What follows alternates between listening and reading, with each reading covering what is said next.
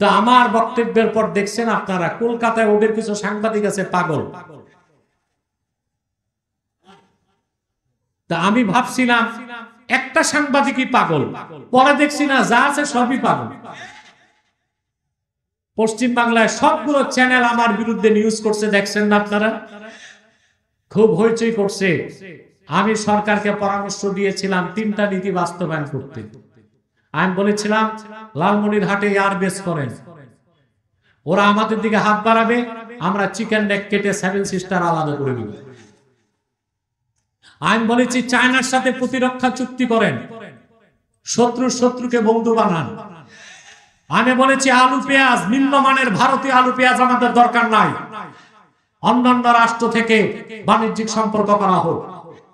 আমার দেশে রুগী যাওয়া বন্ধ হয়েছে, কলকাতার ডাক্তাররা বসে বাংলাদেশের মানুষের সাথে ক্ষমা চাইতেছে, ওহে দেবতারা আসুন, আমরা 10% ডিসকাউন্টে ট্রিটমেন্ট করে দিব। দেখেন না আপনারা? অতএব মুসলমান, আপনারা আপনাদের পলিসি নির্ধারণ করতে হবে, আপনারা কি করবেন। রাজনীতিবিদদেরকে আমি আমার অবস্থান থেকে পরামর্শ দেই, কিন্তু সরকার আমাকে ডাকলে আমি একটু দূরে থাকি। আমার বাংলাদেশের মুসলমান কলকাতায় না গেলে গোটা কলকাতায় তো অচল হয়ে যায়। আমরা দেই, ওরা খায়, আমরা দেই, ওরা খায়। যখন ওরা হুমকি দিল বাংলাদেশে শান্তি বাহিনী পাঠাবার কথা বলছে, শুনছেন না আপনারা? ওই দেশের মুখ্যমন্ত্রী বলছে, এটা মুখ্যমন্ত্রী না মূর্খমন্ত্রী। বাংলাদেশে 14 কোটি মুসলমান, শাহজালালের উত্তরসূরি, শাহ ফরহানের উত্তরসূরি, শাহ মাখদুমের উত্তরসূরি, শাহ কারামত আলী জলপুরের উত্তরসূরি। ভারত আমেরিকা ইসরায়েলকে ভয় পায় না, দেশের স্বাধীনতা রক্ষায় 14 কোটি মুসলমান 28 কোটি হাতে লাঠি তুলে নেবে ইনশাআল্লাহ। আল্লাহর দলভুক্ত হব, তা প্রথমেই লাগবে কামেল ঈমান, তারপরে লাগবে সালাত এবং যাকাত, ঠিক না? শিরক এবং কুফর থেকে, বাতিল আকীদা থেকে মুক্ত হতে হবে। আর আমাদের সামাজিক ও রাজনৈতিক নেতৃত্বে উম্মতে মুহাম্মাদীর মধ্যে যারা খাঁটি ঈমানদার তাদেরকে এগিয়ে দিতে হবে। তাহলে আমরা পরকালে মুক্তি পাবো, দুনিয়াতে কল্যাণ পাবো। আর আমরা তখনই বাংলাদেশকে একটি স্বাধীন, সুন্দর, উন্নত বাংলাদেশ হিসেবে গঠন করতে পারবো ইনশাআল্লাহ। মৌলভীবাজারের আজকের ঐতিহ্যবাহী মাহফিলে সে সন্ধ্যা থেকে বক্তব্য শুনে এসেছেন, আলহামদুলিল্লাহ। হলো না? পুরুষের কণ্ঠে বলেন আলহামদুলিল্লাহ। আমি চেষ্টা করেছি আগে আসার, ফ্লাইট একটু ডিলে ছিল, দেরি হয়েছে। আমি খুব ক্লান্ত এবং অসুস্থ। আজকে দিনে প্রোগ্রাম ছিল নরসিংদীতে, সেটা করে এয়ারপোর্ট চলে গিয়েছি, ওখান থেকে ফ্লাইটে এসেছি। আসতে খুব শারীরিকভাবে অসুস্থতা অনুভব করেছি, কষ্ট পেয়েছি, প্রচন্ড বিষাদ নিয়ে এসেছি। কিন্তু আপনাদের এই সুন্দর চেহারাগুলো দেখে আমার সব দুঃখ দূর হয়ে গেছে, আলহামদুলিল্লাহ। সম্মানিত সুধী, আপনাদের ইহকালীন কল্যাণ এবং পরকালীন মুক্তির লক্ষ্যে কিছু দিক নির্দেশনামূলক বক্তব্য প্রদান করার জন্য কুরআনুল কারীম সূরাতুল মায়েদা থেকে 55 এবং 56 দুটো আয়াত আমি তেলাওয়াত করেছি। এই দুটো আয়াতকে কেন্দ্র করে নির্ভরযোগ্য মুফাসসির এবং মুহাদ্দিসগণের দৃষ্টিকোণ থেকে কিছু কথা আপনাদের সামনে তুলে ধরার চেষ্টা করব ইনশাআল্লাহ। আলোচনার প্রারম্ভে একটি কথা যা না বললেই নয়। আমরা এখানে যারা এসেছি, আসার পেছনে পার্থিব, জাগতিক, আর্থিক কিংবা রাজনৈতিক কোনো স্বার্থ আমাদের নেই, আছে? আমরা শুধু এসেছি আল্লাহ তার হাবিবের রেজামন্দি হাসিল করার জন্য, ইহকালীন কল্যাণ এবং পরকালীন মুক্তির পাথেয় সঞ্চয় করার জন্য। বলেন আলহামদুলিল্লাহ। মানুষ যখন কোরআন কারীম শোনার জন্য আসে, যতক্ষণ বসে থাকে তার অন্তর রোগ মুক্ত হয়, পবিত্র থেকে পবিত্র হতে থাকে। বলেন সুবহানাল্লাহ।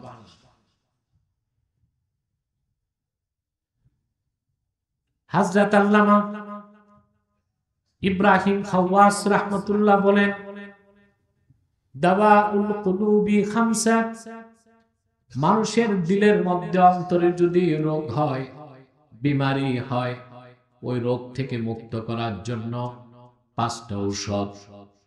তার প্রথমটাই হচ্ছে তিলাওয়াতুল কুরআনি বিতাদাব্বুর, চিন্তা করে, ব্যাখ্যার সাথে, গবেষণা করে আল্লাহর কোরআন তেলাওয়াত করা। বলেন সুবহানাল্লাহ। তাফাক্কুর, তাদাব্বুর, চিন্তা গবেষণার সাথে আল্লাহর কোরআন মানুষ যত পড়বে, যত শুনবে, তার হৃদয় তত পবিত্র থেকে পবিত্র হতে থাকবে, আর তার অন্তর রোগ মুক্ত হয়ে যাবে। বলেন সুবহানাল্লাহ। এতে আমরা খুশি না বেজার? খাদ্য 2 প্রকার। কয় প্রকার? তোমরা মাতো না কেন ভাই? আমি কি কবরস্থানে না মাহফিলে? এটা বুঝতে তো হবে। আমাকে সাপোর্ট দিতে হবে, এনভায়রনমেন্ট সাপোর্ট লাগবে আমার। পারবেন না? সিলেটে রাতে আসতে তো আমি অনেক দেরিতে আসি, তবে সিলেটে এখন কয়েক বছর যাবত দিনেই প্রোগ্রাম বেশি করি। আপনাদের এখানেও দিনে, গতবার সাউন্ড নাই, মাইক পেন কোথায়? এখানে, এখানে হর্নটা বাজতে হবে ডান পাশে। বসো বসো, হবে হবে, সব ঠিক হবে। এভাবে তোমরা যদি মিছিল করো তো মাইক পেন তো পালাবে, তখন তো পুরাটাই যাবে। কোথাও কোথায় কোনো অসঙ্গতি দেখলে আমাকে বলবেন, আমি তাকে গাইড করবো ইনশাআল্লাহ। সম্মানিত শুধু কথা শুনতেছেন, মনোযোগ আছে তো? খাদ্য কয় প্রকার? গিযাউন তাকুমু বিহিল আবদান, এক প্রকার খাদ্য যা খেলে আমরা বেঁচে থাকি, স্বাস্থ্য ঠিক থাকে, দেহ ঠিক থাকে। আরেক প্রকার হচ্ছে গিযাউন তাকুমু বিহিল আরওয়াহ, আরেক প্রকার খাদ্য যা খেলে রূহটা শক্তিশালী হয়। সুবহানাল্লাহ। মানুষের দেহ ঠিক রাখার জন্য, মানুষের দেহকে আল্লাহ তৈরি করেছেন মাটি থেকে, সেজন্য দেহের খাদ্য আসে মাটি থেকে, ঠিক না? চাল, ডাল, গম, আটা, ময়দা, যা খান, শাক সবজি সব আসে মাটি থেকে। কিন্তু মানুষের রূহটা এসেছে আকাশ থেকে, রূহের খাদ্যটাও এসেছে আল্লাহর কাছ থেকে, লাওহে মাহফুজ থেকে। দেহটা মাটি থেকে, দেহের খাদ্যটাও মাটি থেকে, রূহটা আসমান থেকে, ঠিক না? রূহের খাদ্যটাও এসেছে আসমান থেকে, লাওহে মাহফুজ থেকে। বলেন সুবহানাল্লাহ। তো কোরআন কারীমের তাআল্লুক মাআল কোরআন, কোরআন কারীমের সাথে কারো সম্পর্ক যত বাড়বে, তার হৃদয় নূর থেকে নূরে মুনাওয়ার হতে থাকবে। বলেন সুবহানাল্লাহ। আমরা যে আসতে পেরেছি আল্লাহর কোরআনের সংস্পর্শে, এতে আমরা খুশি না বেজার? বেজার শুধু শয়তান, শয়তানও বেজার, তার চেলাচামুন্ডারও বেজার। অবশ্য শয়তানের চেলাচামুন্ডার সংখ্যা এখন কমে গেছে, সেজন্য মাহফিলগুলোতে আর বাধা আসে না। তাতে অনুমান করা যায় শয়তানের চেলাচামুন্ডার সংখ্যা আনুপাতিক হারে কমে গেছে, ঠিক না? আগে আপনারা দেখেছেন ডিজে পার্টিতে বাধা ছিল না, বৈশাখী মেলায় বাধা ছিল না, সাংস্কৃতিক অনুষ্ঠানে বাধা ছিল না। আল্লাহর কোরআনের মাহফিলে শর্ত একটা না 34টা থাকতো। আজ সেই অভিশাপ থেকে আল্লাহ তাআলা বাংলাদেশকে মুক্ত করেছেন। বলেন আলহামদুলিল্লাহ। এরকম অভিশাপ যেন বাংলাদেশে আর কখনো না হয়, সেজন্য ইস্পাত কঠিন ঐক্য ধারণ করে এমন এক বাংলাদেশ গড়তে হবে, যেই আগামীর বাংলাদেশ হবে ইসলামের বাংলাদেশ, আল কোরআনের বাংলাদেশ। আলেম ওলামা পীর মাশায়েখদের নেতৃত্বের বাংলাদেশ। আমাদের তো এটাই বয়ান, প্রত্যেক দল তো বয়ান দিছে না? আমাদের বয়ান কি? আমাদের ইসলাম পন্থীদের এটাই বয়ান, আমরা চাই এক নতুন বাংলাদেশ। আমরা এমন এক বাংলাদেশ চাই যেখানে ইসলামের স্বার্থ রক্ষা করা হবে।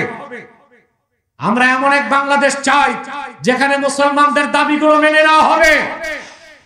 আমরা এমন এক বাংলাদেশ চাই বিশ্ব মানচিত্রে যে দেশ দুনিয়ার কোন আগ্রাসনকে ভয় পাবে না।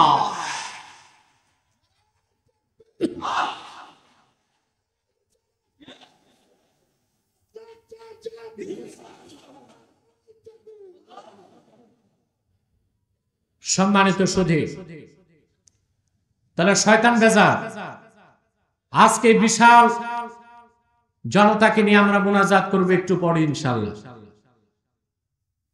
শয়তান কিন্তু এটা চায় না, আপনাকে ওয়াসওয়াসা দিয়ে এখান থেকে উঠাবার চেষ্টা করবে। আমরাও নেক নিয়ত করে শয়তানের নাপাক গালে একটা চপেটা ঘাত করতে চাই। রাজি আছেন? আমরা নিয়ত করছি কিছুক্ষণ পরে আজকের মুনাজাত করে গুনাহ মাফ করে নিষ্পাপ বেহেশতি আল্লাহ হয়ে বাড়ি যেতে চাই। কারা কারা হাত তুলে আল্লাহ তাআলাকে দেখা।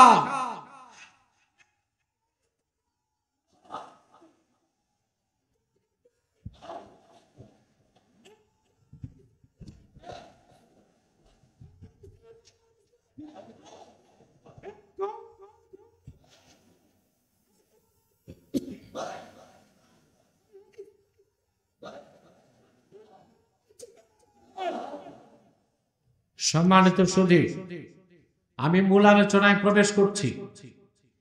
আমার সঙ্গে আপনারাও পড়বেন যেন প্রতিটা বাক্যের, প্রতিটি শব্দের, প্রতিটি অক্ষরের নূর আমাদের অন্তরে যেন বিকশিত হয়ে যায়। বলেন আল্লাহুম্মা আমিন।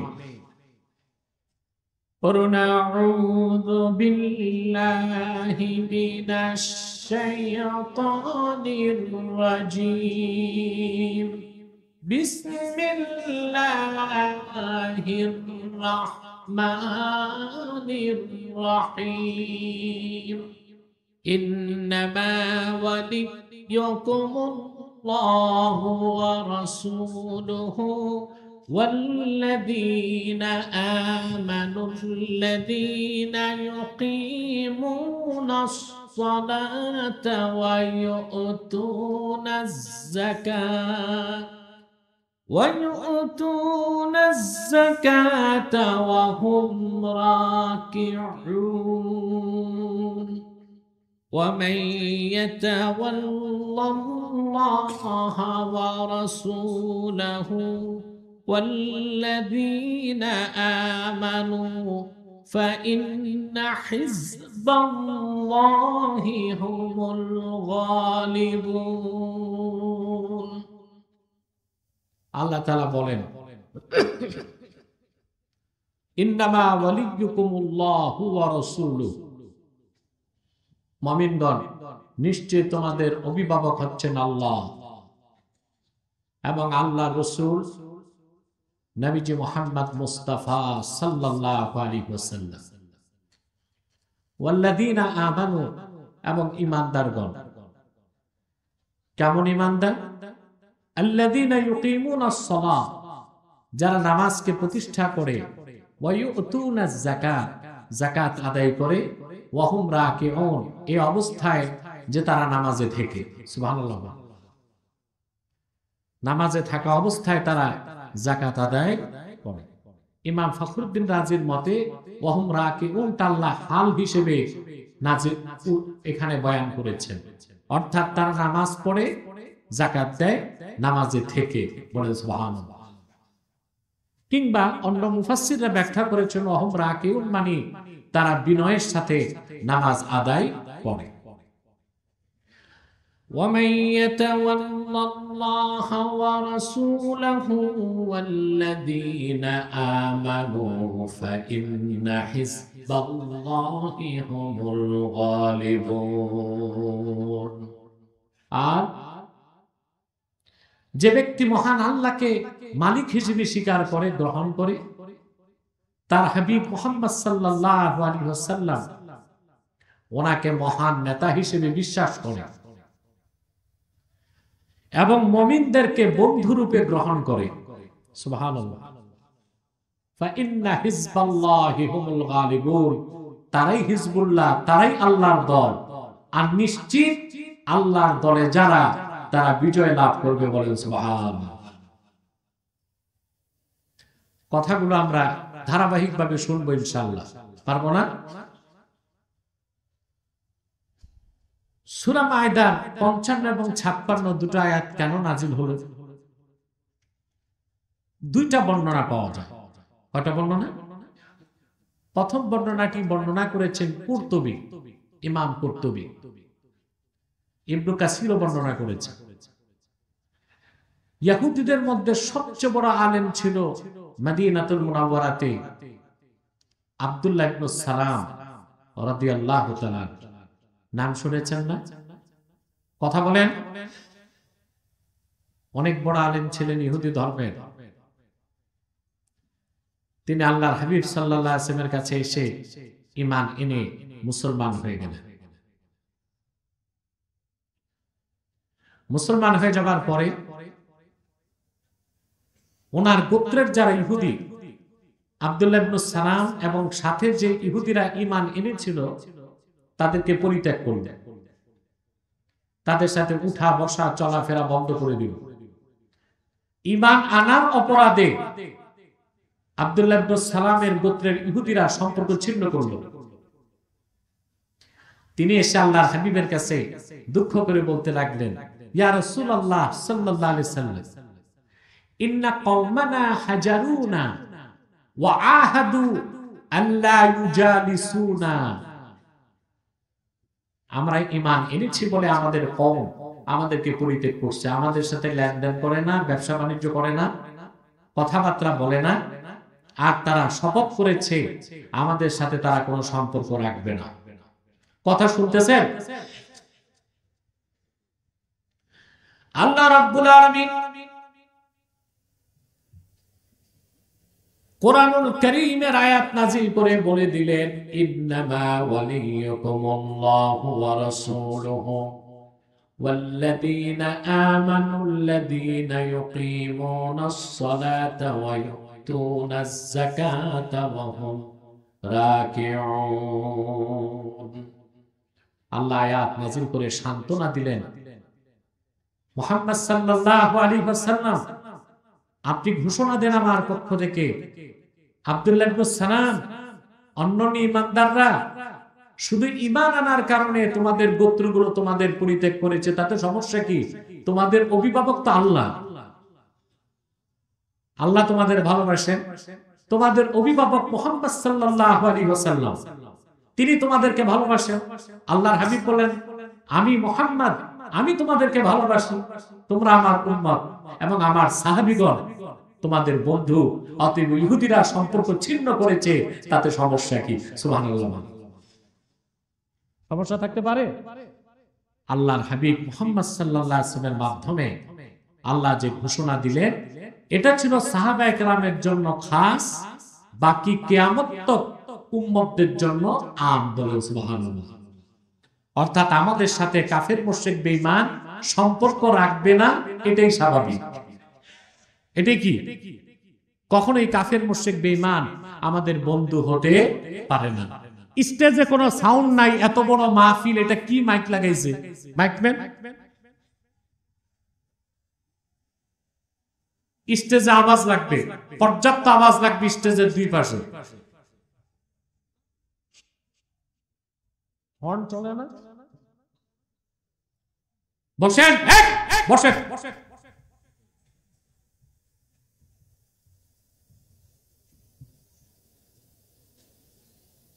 ধৈর্যের সাথে বসে থাকেন, সাউন্ড ঠিক হয়ে যাবে ইনশাআল্লাহ। সম্মানিত সুধী, তাহলে কাফের মুশরিক কখনোই আমাদের সাথে, মুসলিমদের সাথে সুসম্পর্ক করতে পারে না। আমরা যতই তাদের সাথে বন্ধুত্ব করতে চাই, আমরা যতই কাফের মুশরিক অমুসলিমদের সাথে সুসম্পর্ক রাখতে চাই, তারা বাহ্যিক আই ওয়াশ করবে, সুসম্পর্ক দেখাবে, কিন্তু পিছন দিক দিয়ে ছুরি মারবে। দেশ স্বাধীনের পর 53টি বছর আমরা আমাদের পার্শ্ববর্তী ভারত থেকে কি আচরণ পেলাম? 72 থেকে 75-এ তাদের বন্ধুরা যখন ক্ষমতায় ছিল, ফারাক্কায় বাদ দিয়ে বাংলাদেশকে পানি শূন্য করেছে। বাংলাদেশের সবগুলো পাট কলে পরিকল্পিতভাবে আগুন দিয়ে পাট শিল্পকে ধ্বংস করেছে। অন্যরা যখনই ক্ষমতায় গিয়েছে, লাগাতার হরতাল দিয়ে ভারতের রয়ের এজেন্টরা বাংলাদেশের শিল্প এবং ব্যবসাকে ধ্বংস করেছে। সীমান্তে হাজারো ফ্যান্সি ডিল কোম্পানি দিয়ে ফ্যান্সি ডিল তৈরি করে আমার যুব সমাজকে ধ্বংস করার চেষ্টা করেছে। বিগত 16টি বছর ভারতের দুর্ধর্ষ কুখ্যাত গোয়েন্দা সংস্থা রয়ের মদদে জালেম শক্তি অগণিত আলেমকে নির্যাতন করেছে, নিপীড়ন করেছে, স্টিম রোলার চালিয়েছে, বাংলাদেশের মানুষের মানবতাকে বুলন্দিত করেছে। সেই হিন্দুস্তান বাংলাদেশের বন্ধু হতে পারে না কোনোদিন।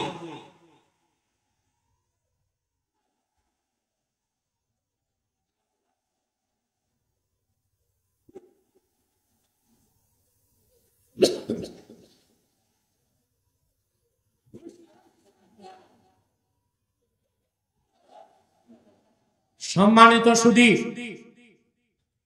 জালেমদেরকে বিতাড়িত করেছেন, কিন্তু জালেমদেরকে যারা লালন পালন করেছে তাদের সাথে সম্পর্ক করা যাবে না।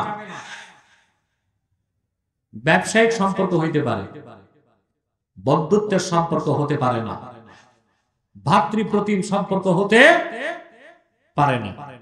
পারে? কাফের মুশরিক কখনো মুসলমানের ভালো চাইতে সম্পর্ক রাখতে, এটা ভারত হোক, আমেরিকা হোক, ইসরায়েল হোক, ব্রিটেন হোক, কখনোই তারা মুসলিমদের ভালো চাইতে পারে না।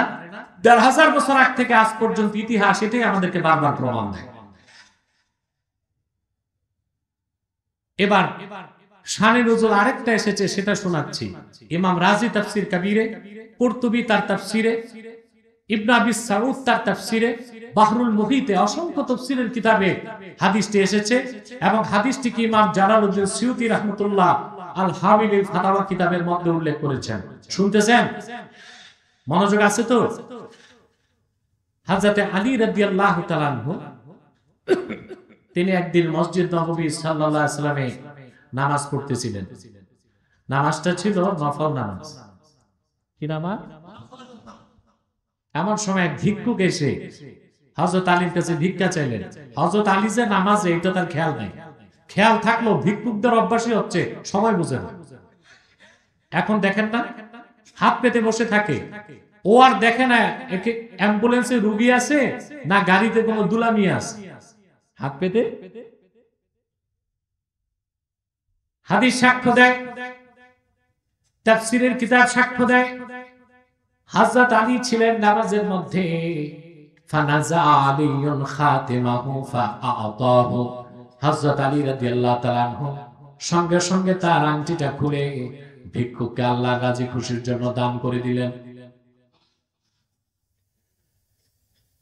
নামাজে থেকে আল্লাহর সন্তুষ্টির জন্য হযরত আলীর এতটুকু দানকে আল্লাহ এত খুশি হয়ে গেলেন, সঙ্গে সঙ্গে আয়াত নাযিল করে দিলেন, ইন্নামা ওয়ালিয়ুকুমুল্লাহু ওয়া রাসূলুহু ওয়াল্লাযীনা আমানুল্লাযীনা ইউকিমুনাস সালাতা ওয়া ইউতুনাজ যাকাতা ওয়া হুম রাকিউন।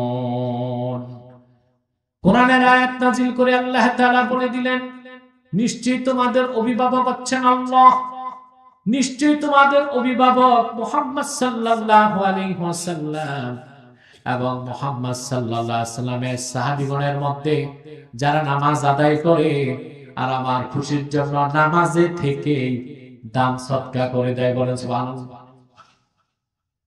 এটা দ্বিতীয় শানে নজুল, দ্বিতীয় বর্ণনা। হযরত আলী নামাজ ছেড়ে দান করছেন না নামাজে থেকে দান করছেন?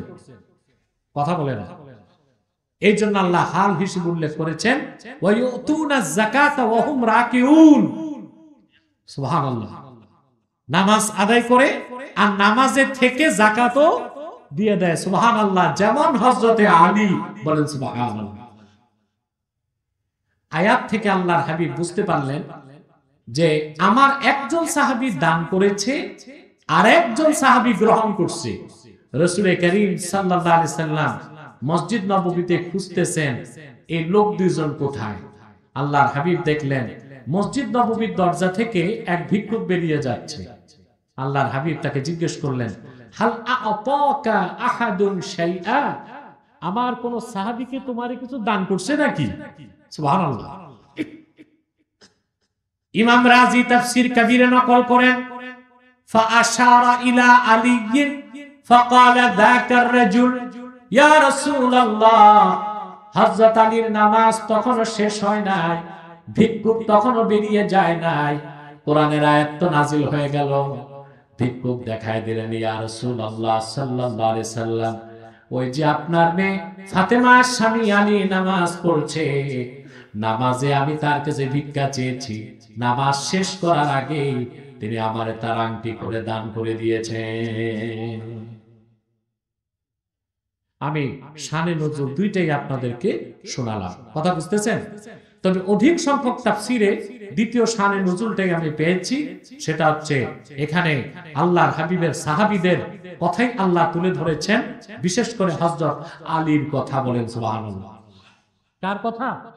হযরত আলীর কথা। হযরত আলী যে আমাদের অভিভাবক সন্দেহ আছে?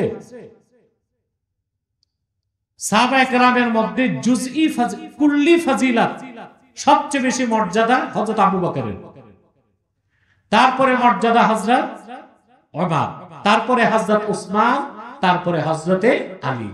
কিন্তু জুজই ফাজিলাতের দিক দিয়া হযরত আলীর মর্যাদা অনেক বেশি একটা ক্ষেত্রে, সেটা হচ্ছে রাসূলুল্লাহর সাহাবীগণের মধ্যে আল্লাহর হাবিবের নূরের কদম থেকে ইলমে মারিফতের সবচেয়ে বড় খনি হযরত আলী অর্জন করেছেন। বলেন সুবহানাল্লাহ।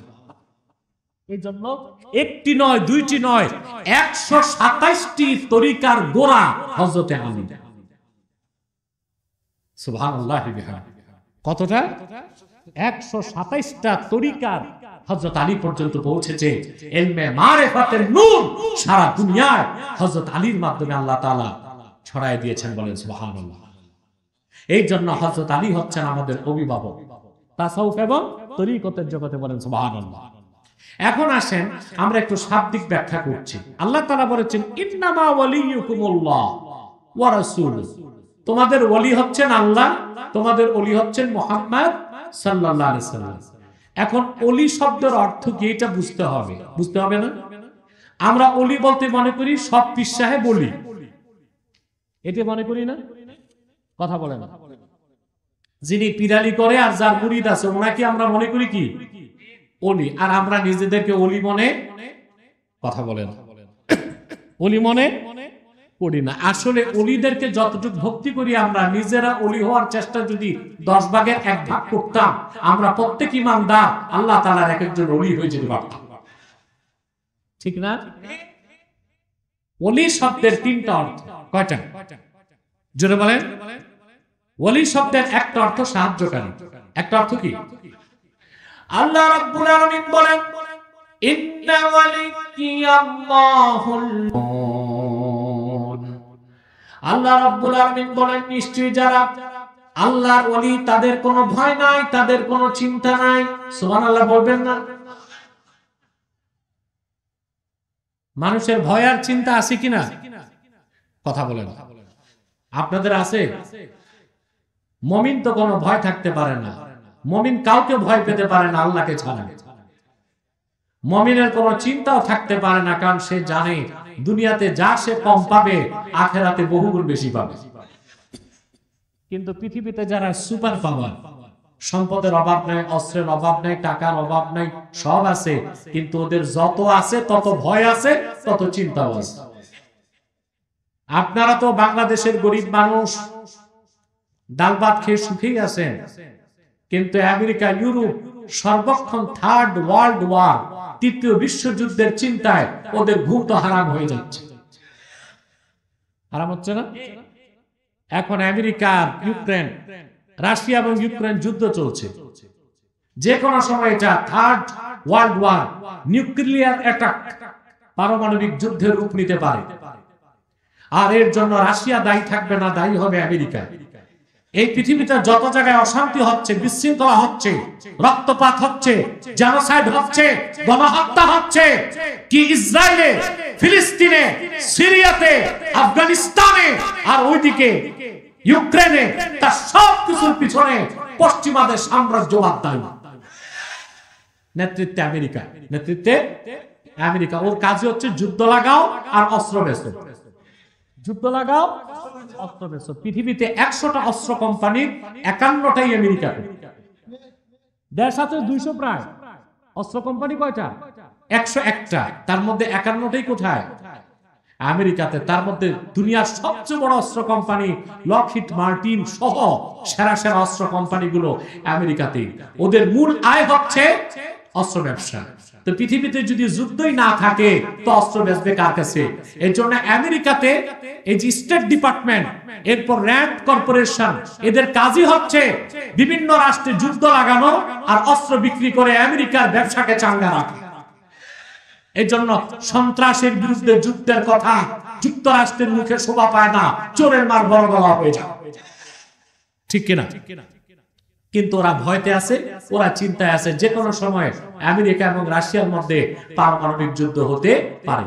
আমরা চিন্তা করি কারণ আমরা মহান আল্লাহকে বিশ্বাস করি, আমাদের হৃদয়ে ঈমান লালন করি, আখিরাতকে আমরা বিশ্বাস করি। আমরা জানি আল্লাহর দ্বীনের পথে ঈমান নিয়ে যদি মৃত্যুবরণ করি শাহাদাত নসিব হবে, আর যদি বিজয় লাভ করি গনিমত পাবো, সম্মান পাবো, মর্যাদা পাবো। বলেন সুবহানাল্লাহ। মুসলমান বেঁচে থাকলেও তার ক্ষতি নাই, মৃত্যুর পরও তার ক্ষতি নাই। এই জন্য আল্লাহর ওলিদের কোনো ভয় নাই, কোনো চিন্তা নাই। বলেন সুবহানাল্লাহ। এখন আল্লাহর ওলি কারা? আল্লাহ 63 নম্বর আয়াতে বলে দেন, আল্লাযীনা আমানু ওয়া কানু ইয়াত্তাকুন। ওই সব লোক আল্লাহর ওলি যারা ঈমান এনেছে আর আল্লাহকে ভয় করে হৃদয় থেকে মুত্তাকি হয়ে গেছে। বলেন সুবহানাল্লাহ। এই আয়াতের ব্যাখ্যায় ইবনে কাসির লেখেন, মান কানা মুমিনান তাকিয়া কানা লিল্লাহি ওয়ালিয়া। মুহাম্মদ সাল্লাল্লাহু আলাইহি ওয়াসাল্লামের প্রত্যেক সেই উম্মত যার ঈমান আছে আর তাকওয়া আছে, সে লোকটাই আল্লাহর কাছে ওলির মর্যাদা পেয়ে গেছে। বলেন সুবহানাল্লাহ। তাহলে ওলি শব্দের একটা অর্থ হচ্ছে সাহায্যকারী, ওলি শব্দের আরেকটা অর্থ হচ্ছে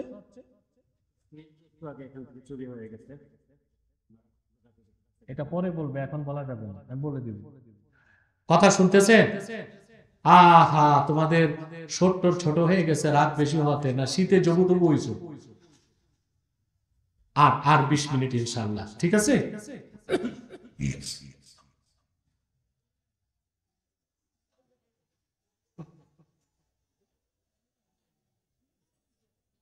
বোকা বোকা মারতো না, কম মারতো।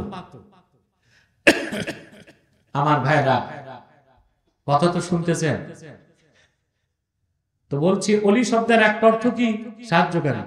অলি শব্দের আরেক অর্থ মুহিব, বন্ধু। অলি শব্দের আরেক অর্থ অভিভাবক। বলেন সুবহানাল্লাহ।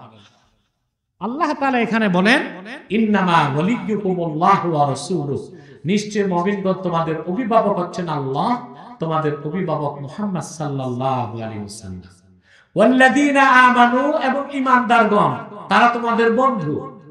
মুহাম্মদ সাল্লাল্লাহু আলাইহি ওয়াসাল্লামের উম্মতের মধ্যে যারা খাঁটি ঈমানদার, নামাজ পড়ে, যাকাত দেয়, তাদেরকে নেতা বানাতে হবে। বলেন সুবহানাল্লাহ। তাদেরকে অভিভাবক বানাতে হবে, নতুবা আমাদের বিজয় কখনো আসবে না। কথা বুঝতেছেন? সমস্যা? খামোশ হয়ে বসেন, আমাকে ডিস্টার্ব করবেন না স্টেজে কে। সম্মানিত সুধী, তাহলে এখানে আমরা যে শিক্ষাটা নিব আজকে, প্রথম শিক্ষা, আল্লাহ আমাদের অভিভাবক, মুহাম্মদ সাল্লাল্লাহু আলাইহি ওয়াসাল্লাম আমাদের অভিভাবক। আর মুহাম্মদ সাল্লাল্লাহু আলাইহি ওয়াসাল্লামের উম্মতের মধ্যে যারা ঈমানদার, নামাজি, যাকাত দেয়, তারা হবে আমাদের নেতা, তারা হবে আমাদের। আপনাকে এইভাবে নেতা নির্বাচন করতে পারেন? কথা বলেন, পারেন না তো? থোতায় কয়েকখান দাড়ি, মাথায় একখান টুপি, 2-4 রাকাত নামাজ পড়লে মনে করেন আপনি খাঁটি মুসলমান হয়ে গেছেন। কিন্তু খোঁজ করলে দেখা যাবে তাবেদারি করতেছেন বেঈমান, মুনাফিক, কাফের, মুশরিক, সুদখোর, ঘুষখোর, দুর্নীতিবাজ, লম্পট, জানাকার, জুয়াখোরদের তাবেদারি করতেছেন। এই জন্য আপনাদের ভাগ্যের পরিবর্তন হয় না, হচ্ছে। আলেমদেরকে আপনারা চান ক্ষমতায় যাক? জি না। আলেমদেরকে আপনারা রসমালাই খাওয়ান, টাঙ্গাইলের চমচম, মুক্তাগাছার মন্ডা, কিন্তু ভোট নাই।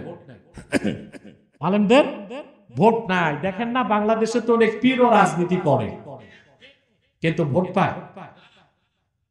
পাচ্ছেন।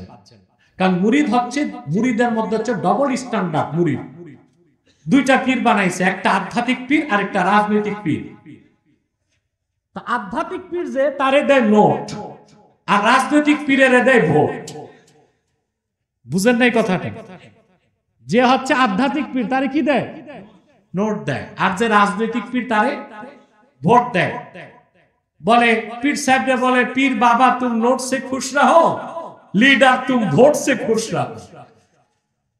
এই মুনাফিকে যতদিন বাদ না দিবে, বাংলাদেশে সরকার আসবে আর যাবে, ক্ষমতার পালাবদল হবে, কিন্তু বাংলাদেশের মানুষের ভাগ্যের কোনো পরিবর্তন হবে না। দেখে নিবেন মুসলিম।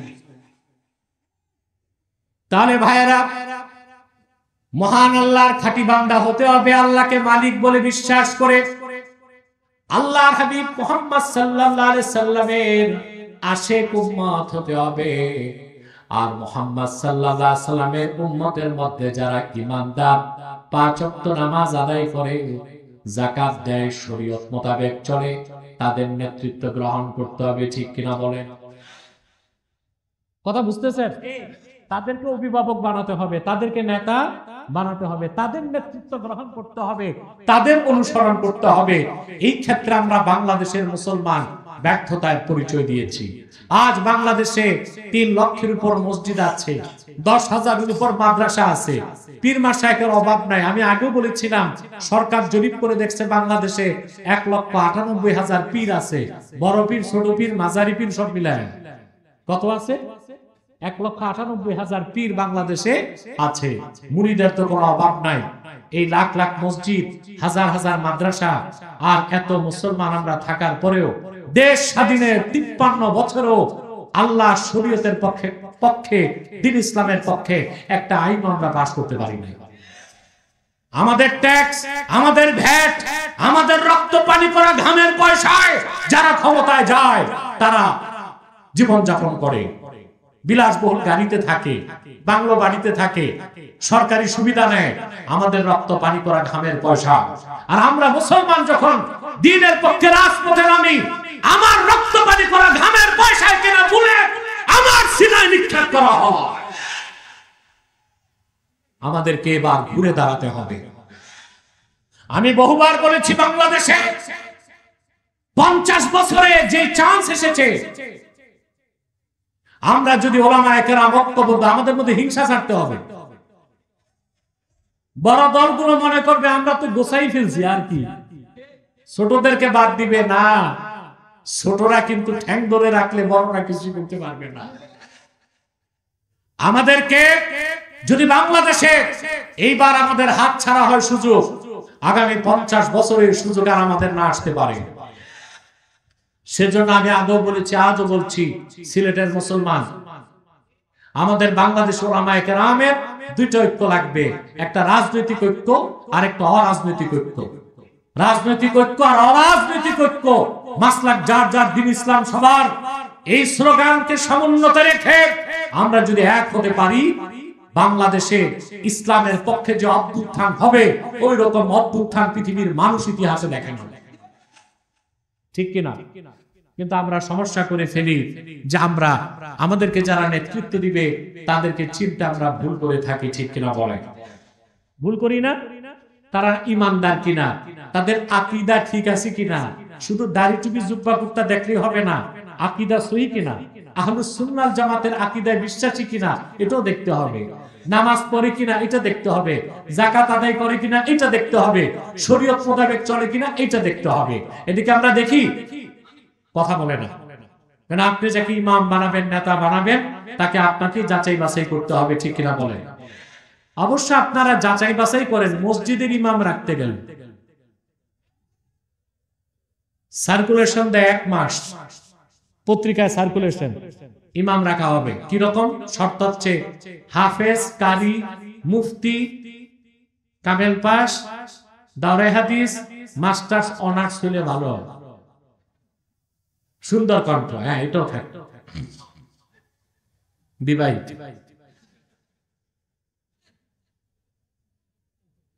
তারপরে ইমাম সাহেব আসে 40 জন, ইন্টারভিউ নিতে বসে, আলেম আসে না কেউ, আল্লামা সভাপতি আর আল্লামা সেক্রেটারি।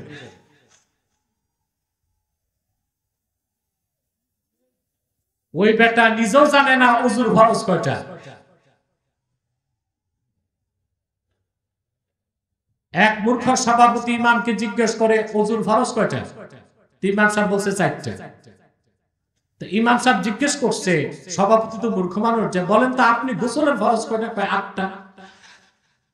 বলে এইটা কেন? ওযু ছোট, এটা 4টা, গোসল বড়, এটা তো 8টা হয়। এরকম ওযুর ফরজ কয়টা, গোসলের ফরজ কয়টা যার জ্ঞান নাই, সে আলেমদের ইন্টারভিউ নেয়। ইমাম রাখার সময় দূরবীন দিয়া খোঁজে কোনো খুঁত আছে কিনা। মসজিদে যে ইমামতি করে, এটা ইমামতে সুগরা, ছোট নেতৃত্ব। দেশ আর রাষ্ট্রে যে নেতৃত্ব দেয়, ওটা ইমামতে কুবরা, বড় নেতৃত্ব। ছোট নেতা তালাশ করতে দূরবীন লাগাও, আর দেশ ও জাতির নেতৃত্বে যাদেরকে পাঠাও, তাদের ইমানটা ঠিক আছে কিনা তাও তো দেখো না তুমি।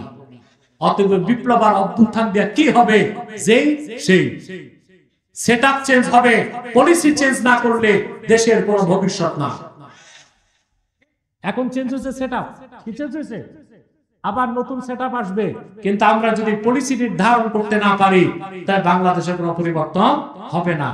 আল্লাহর পবিত্র সত্তার কসম করে বলছি, আবার যা আসবে, যদি নীতি নির্ধারণ করা না হয়, শরীয়ত মোতাবেক দেশ চালানো না হয়, আবার দেশে চুরি হবে, খুন হবে, সন্ত্রাস হবে, সহিংসতা হবে, বাংলাদেশকে রক্ষা করা সম্ভব হবে।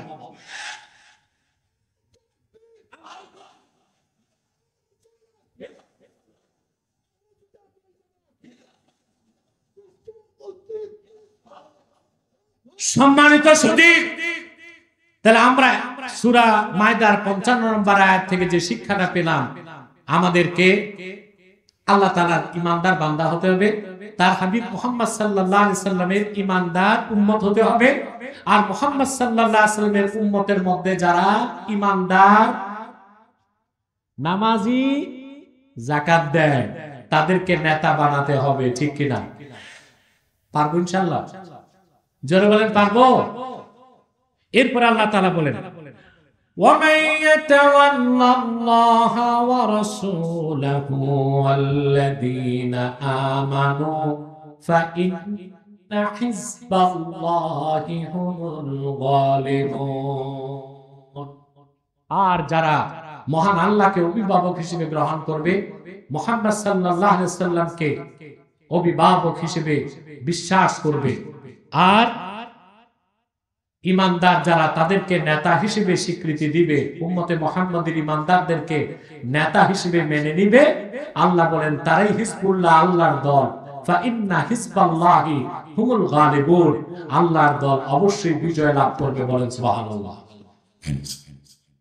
আপনি আল্লাহর দলভুক্ত হবেন আর আপনি কাফেরের হাতে মার খাবেন, এটা কোনোদিন হইতে পারে না।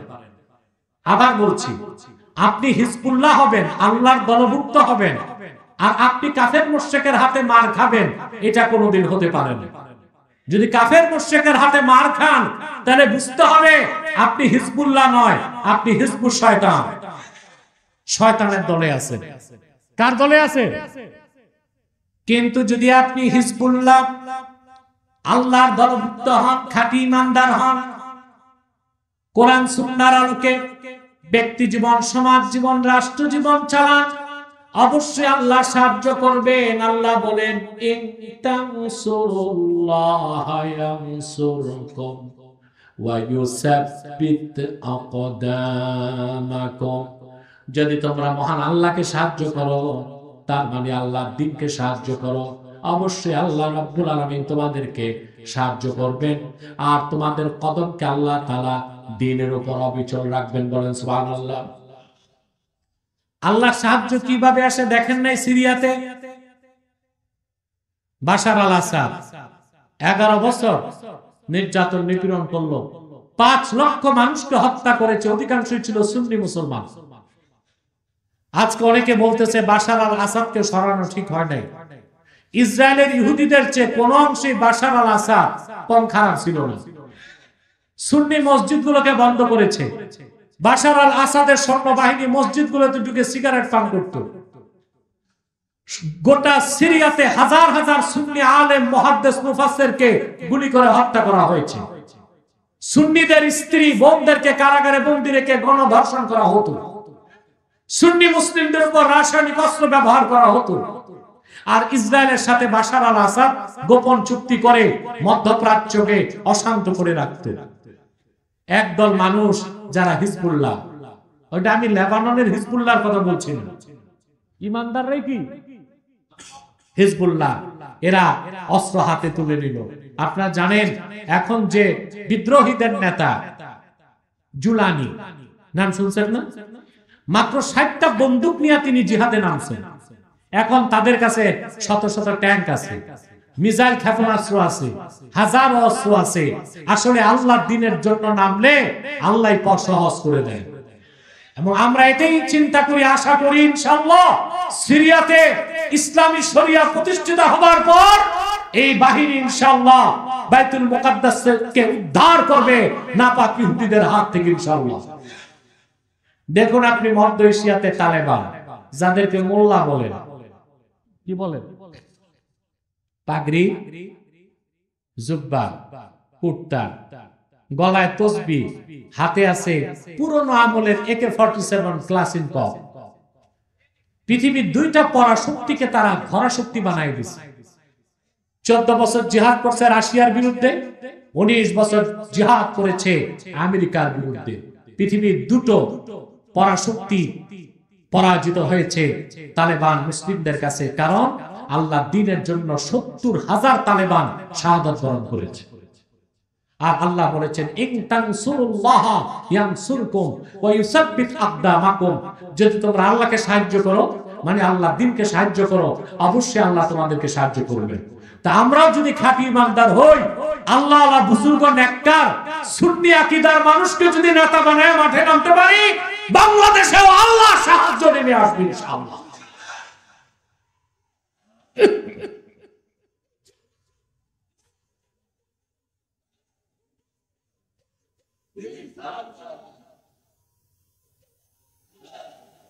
সম্মানিত সুধী, তাহলে আমরা হিজবুল্লাহ হব?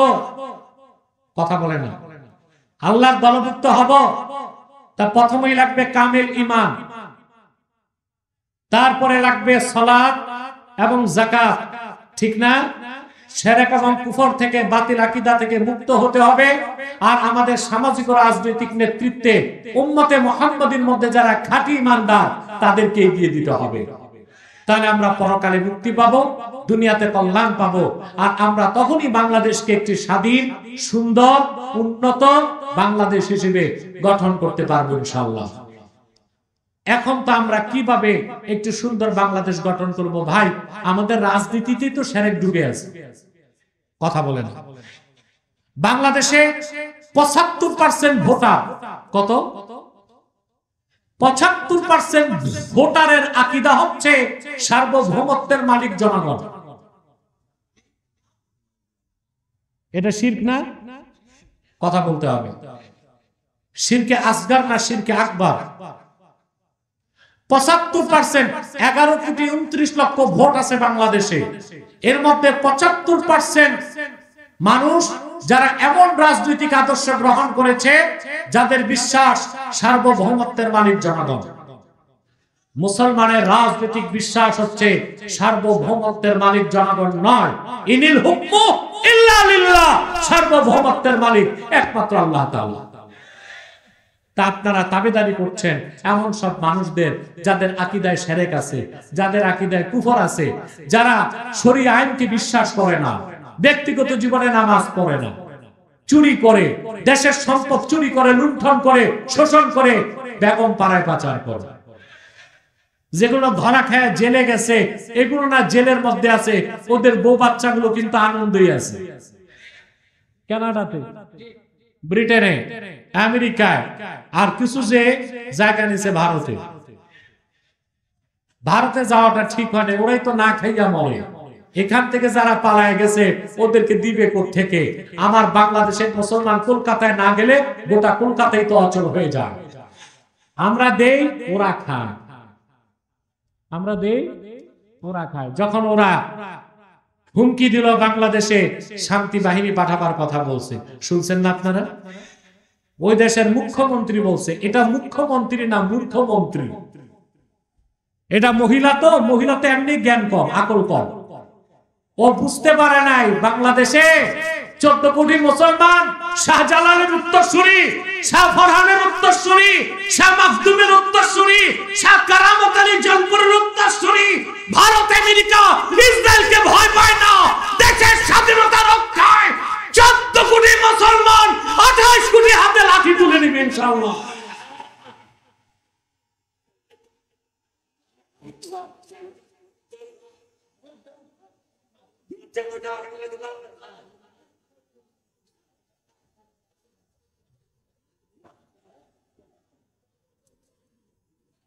আমার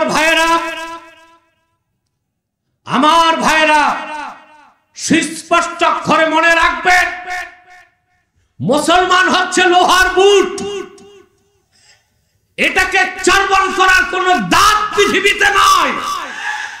মুসলমান জীবন দিতে পারে, ঈমান দিতে পারে না। ঈমান রক্ষায় সে তার গর্দানকে উৎসর্গ করে ঈমানকে টিকিয়ে রাখে। হিন্দুস্তানকে আগেও আমি সাবধান করছি, দেখছেন না? ওই মহিলা মুখ্যমন্ত্রী বক্তব্যের 2 ঘন্টা পর আমার বক্তব্য গেছে। এটা আমি বলে দিছি। তো আমার বক্তব্যের পর দেখছেন আপনারা কলকাতায় ওদের কিছু সাংবাদিক আছে পাগল। তা আমি ভাবছিলাম একটা সাংবাদিকই পাগল, পরে দেখছি না যা আছে সবই পাগল। পশ্চিম বাংলায় সবগুলো চ্যানেল আমার বিরুদ্ধে নিউজ করছে, দেখছেন না আপনারা? খুব হইচই করছে। আমি সরকারকে পরামর্শ দিয়েছিলাম 3টা নীতি বাস্তবায়ন করতে। আমি বলেছিলাম লালমনিরহাটে এয়ারবেস করেন, ওরা আমাদের দিকে হাত বাড়াবে, আমরা চিকেন নেক কেটে 7 সিস্টার আলাদা করে দিব। আমি বলেছি চায়নার সাথে প্রতিরক্ষা চুক্তি করেন, শত্রুকে বন্ধু বানান। আমি বলেছি আলু পেঁয়াজ, নিম্নমানের ভারতীয় আলু পেঁয়াজ আমাদের দরকার নাই, অন্যান্য রাষ্ট্র থেকে বাণিজ্যিক সম্পর্ক করা হোক। আমার দেশে রুগী যাওয়া বন্ধ হয়েছে, কলকাতার ডাক্তাররা বসে বাংলাদেশের মানুষের সাথে ক্ষমা চাইতেছে, ও হে দেবতারা আসুন, আমরা 10% ডিসকাউন্টে ট্রিটমেন্ট করে দিব। দেখেন না আপনারা? অতএব মুসলমান, আপনারা আপনাদের পলিসি নির্ধারণ করতে হবে, আপনারা কি করবেন। রাজনীতিবিদদেরকে আমি আমার অবস্থান থেকে পরামর্শ দেই, কিন্তু সরকার আমাকে ডাকলে আমি একটু দূরে থাকি। কেন দূরে থাকি? তার একটা আমার ফিলোসফি আছে, সেটা হচ্ছে যে সরকার আমার কথা শুনবে এই গ্যারেন্টি যদি আমি পাই, তো 70 বার তার দরজায় দৌড়ে যাও। কিন্তু আমার কথা শুনবে না, আমাকে নিয়ে ট্যাগ মেরে দিবে, এটা আমি চাই। তাহলে দূর থেকে পরামর্শ দিব, সেটাই ভালো। 16 বছর আপনারা দেখেছেন বাংলাদেশের অনেক মৌলবী জালেমের দালালি করেছে, হালুয়া রুটির ভাগ নিতে করে নাই। এই মৌলবীরা কোথায়? ওদের আম্মাজান পালাইছে, সন্তানগুলোর খবর না। আম্মাজান গেছে স্বামীর বাড়ি।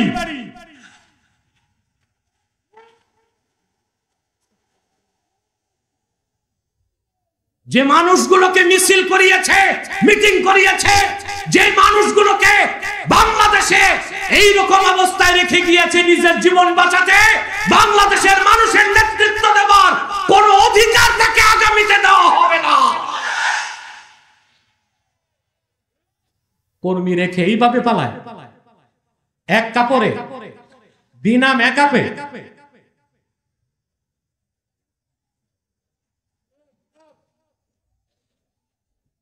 তা আপনারা কাদের পিছে চলেন? মৌলবী যেগুলো দালালি করছে এরা কোন? এরাও সব পালাইছে। হালুয়া রুটি যা খাওয়ার খাইছে তো 16 বছর, ঠিক না? এই চরিত্র কোন আলেমের হওয়া উচিত না। আলেমরা রাহবা, তারা কোন দলের পক্ষ নিতে পারে না। তারা হবে হিজবুল্লাহ, আল্লাহর দলের পক্ষ নেবে। কার পক্ষ নেবে? আল্লাহর দলের পক্ষ নেবে। যখন যা বলার তা বলতে হবে। এখন আপনি যদি কারোর সাথে দহরম মহরম করে হালুয়া রুটির ভাগ পান, আপনি তো আর সত্য কথাটা বলতে পারবেন না। এই জন্য আমাকে ডাকলে আমি যাই না, আমাকে গ্যারেন্টি দিতে হবে আমার পরামর্শ নিবে, সকাল সন্ধ্যা 70 বার আমি যাবো তাদের কাছে।